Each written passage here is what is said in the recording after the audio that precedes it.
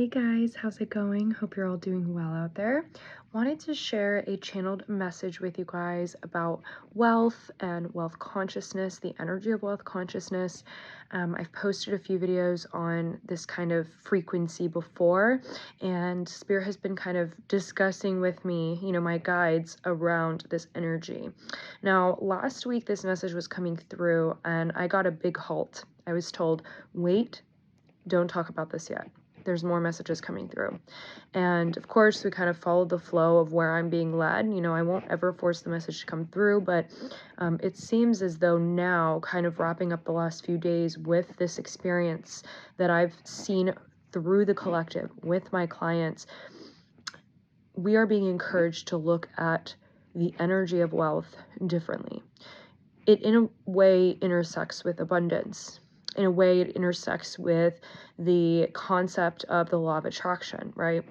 Where our attention goes, the energy is automatically going to flow. So if we focus our attention on creating something materialistically, right, financially for ourselves, we tend to attract certain opportunities that mirror that mirror the mindset that we are sort of beginning to call out, think about, right, but also potentially for some of you guys that are doing the work, embodying, right? So if you've been taking the action steps necessary to, manifest abundance, financial abundance in your life, like in the physical world through money, for example, you're going to find opportunities, different doors present itself to you. And we have to remember that I just heard, okay, Archangel Sandalphon, who's one of my spirit guides, is here with me, 1:44 on the clock as I say that. And I just heard Archangel Sandalphon say, finite is not a number. So that might resonate with you guys. I've never actually heard that before. Finite is not a number.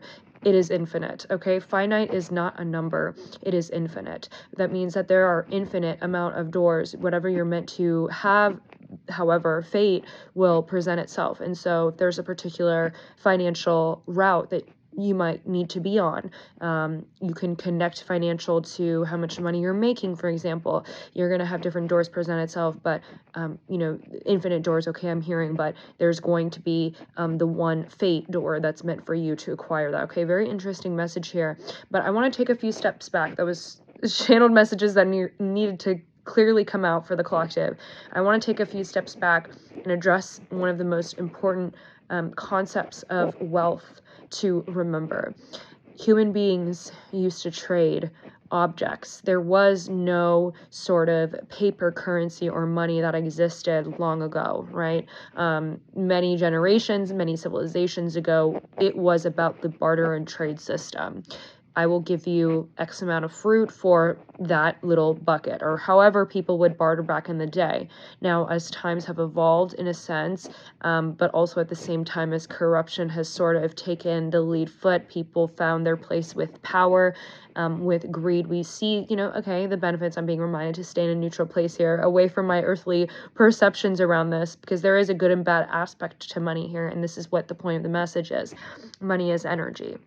Money is energy, okay? It's a tool, it's not real. And the point of kind of going back into history to remember the roots of how we used to trade things for another thing, although those were simpler times, there were things back then that don't exist now.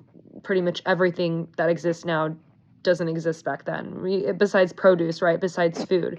But, like houses have developed, technology. So those maybe could be things that could be difficult to conceptualize. Well, how can we trade that? What is the solution here? How can we go back in time to an older system of a barter and trade when we are in a system that requires payment, for example, because of the way that the economies globally are set up? And something that we have to remember, and this is very 3D talk, okay, 3D channel message here, there's times when we're going to be very much pulled to the galactics, but actually, I'm being advised to remind you guys that this is kind of the intersection of it all. So although talking about money and financial abundance and wealth can seem very like 3D-esque, at the same time, we have to remember that that sort of intersects with the fourth, fifth, and dimensions and beyond, because again, we go back to the main message here. Money is a tool. it's an energy. There's a conscious exchange that takes place whenever you swipe your card, whenever you use your money. And we have to now, because the times are changing around finances in the world. Okay, very interesting. I cannot believe Spirit is reminding me in this moment of what's going to shift in the next few months around money. We've seen some changes already within the United States with our changes in economy. This is always an ebb and flow process, but what a lot of people aren't aware of, because maybe they haven't heard of it, it hasn't really been presented on the news, or maybe it's not something that you see on your social media. Everyone's going to be different here, but the federal government is planning on initiating a change within the financial market in the United States, and apparently there's a vote that's been put into place where this is going to happen, which basically means that if you purchase something online or through a store, in person, right, or online, okay, your money is not necessarily going to go to that business directly. It's going to go through an intermediary. And basically, federal government is initiating something called FedNow, which aims to be the intermediary from now on, which means if you go online and make a purchase through Amazon, your money is not going to go directly to Amazon or that small business that's selling their products on Amazon. It's going to go through the federal government first. FedNow is also planned to replace PayPal, Cash App, Venmo, these services that we typically use to send money. I'm not sure if they're also going to be replacing Zelle. So this is actually expected to roll out in July, I think, but it's interesting because that's a very 3D, what's going to happen within your everyday life. It may, for some of you, you may feel like it's going to affect you, and for others, because I'm being guided to share this right now, you may feel like it's not going to affect you, like nothing really changes. People have fear-based energy around these changes, and that the government is going to reject their ability to purchase certain things, to the point where they might have a higher sense of control over their funds. And I just want to reassure you guys, we definitely don't want to entertain any fear-based narrative. It's important to be aware of what's going on and kind of prepare, but not from a place of lack, but just prepare through knowledge. And like, what would you do? Ask yourself, like, what would you do in that situation? Like, would you prefer to take your money out of the bank? Because I do know that they're also looking at potentially switching things up with cash, maybe like removing the possibility in certain states of use of ATMs, or certain cities rather, is what I just heard. I think this is going to roll out not entirely throughout the United States, but within certain cities where like people can't go to ATMs. It's going to be a digital only city, is what I just saw, okay, and heard. Because yeah, and that's Chicago. I'm based in Chicago, so it's very interesting. I think that's showing up on a timeline right now where Chicago is going to be all digital in the future. I just saw Chicago like 30 years from now, so being shown a very advanced society. It's reminding me of the project that they're doing, trying to do in Saudi. But this is very interesting that overlap is coming through. But I want to remind you guys all not to fear anything around money, because as soon as you have a fear-based frequency towards money, even something as could be perceived as simple as, buyer's remorse. You spend your money and you feel guilty for spending your money. That kind of energy, it will return back to you in a sense where if you feel guilty or shame around the spending of money or the use of your money, anything around the concept of money, even, discussed at having more money so that you can maybe have more of your time, especially in this day and age where everything is super pricey and the prices tend to be seeming as though they are raising in some places, right? And so we want to remember, like, what is the frequency with which you're holding around the concept of money, and also remembering that, again, because money is just a tool, it's just energy, it's a conscious exchange between your energy, your emotions, your thoughts, and what you're getting ready to physically purchase, an experience or a product. And we have to remember that those things, yes, I just heard my guides say, are fleeting, to humble some of you guys, because they're showing me images of people that I know, and they're okay, so we don't want to get personal here, but yes, take it as it resonates, collective. Yeah, we there's going to be a humbling around this as well, which was part of the recent channel message that I posted. So yeah, and also wealth goes beyond money as well, is another message that's coming through here. Wealth is beyond money. It's the connection, because we know money to be energy and as a tool of conscious energy exchange, it also synonymizes itself with other aspects of wealth. So wealth doesn't just have to relate to money. Are you wealthy within your health? Are you wealthy within joy? Wealth is the abundance of the plethora of something bigger than yourself, right? Something that allows you you to have and know the surrender that, you know, you are plentiful, that there is enough to go around. This message super heavy, that there is enough to go around. And we have to remember also the sustainability of that message, because at the end of the day, you guys, you know, sometimes we even feel this is a very specific message. Spirit, thank you for the reminder on this.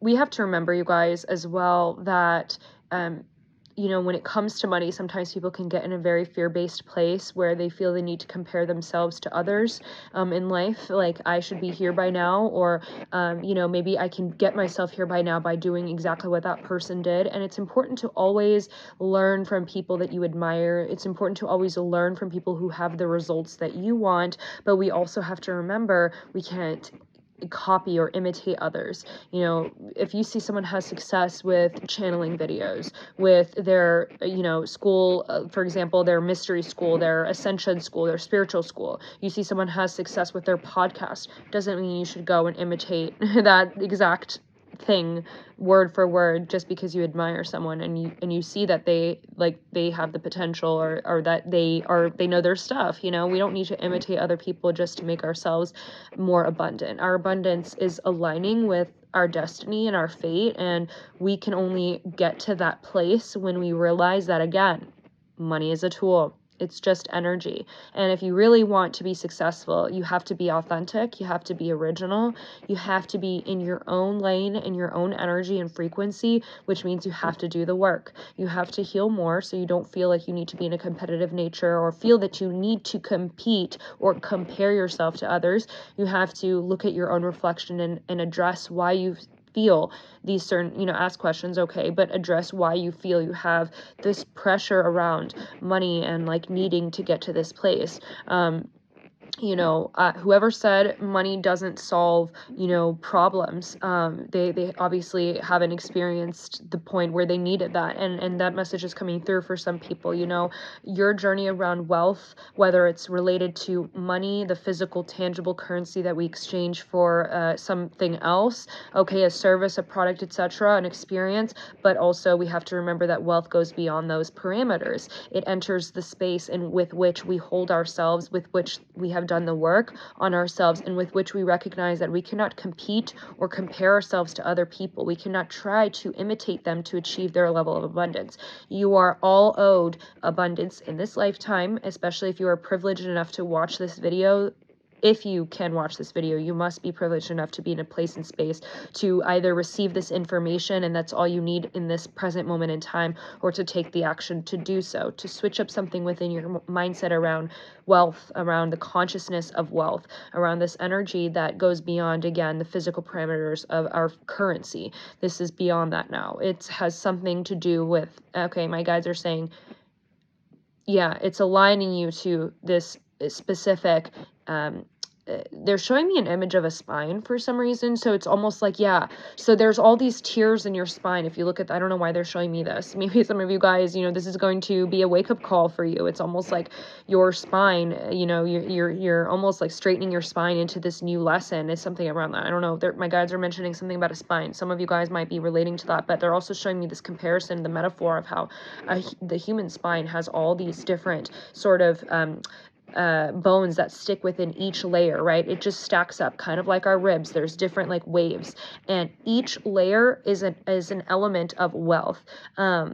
So yeah, I want to just emphasize really quickly, you know, and also if we are corruptive towards wealth in any way, if we try to harm other people or have an energy of greed or selfishness around wealth, whether it's money or in other areas of our life, if we integrate ourselves into an energy of lack, we're going to find ourselves actually facing karma around that too. So if you're greedy, if you're someone who's wealthy and harming people to get more money, karma. That's all that's coming through for that, okay? Maybe a part 2, I'll let you guys know. And if you want to book a psychic medium reading with me, you can do so in my link in bio, directly through my calendar link. I will never DM you or send an email, guys. You can only book through my calendar. All right, take care, love and light.